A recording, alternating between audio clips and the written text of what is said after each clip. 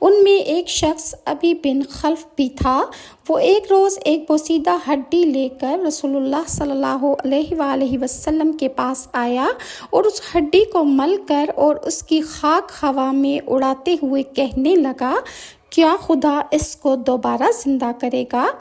آپ صلی اللہ علیہ وسلم نے فرمایا، ہاں، اس کو اور تیری ہڈیوں کو اللہ تعالیٰ ایسا ہو جانے کے بعد دوبارہ زندہ کر دے گا اور تجھ کو اللہ تعالیٰ دوبارہ آگ میں ڈالے گا۔ اس پر یہ آیت نازل ہوئی کہ اور ہمارے لیے مثال پیش کرتا ہے اور اپنی پیدائش کو یہ بھول گیا اور کہنے لگا کہ ان ہڈیوں کو کون زندہ کرے گا؟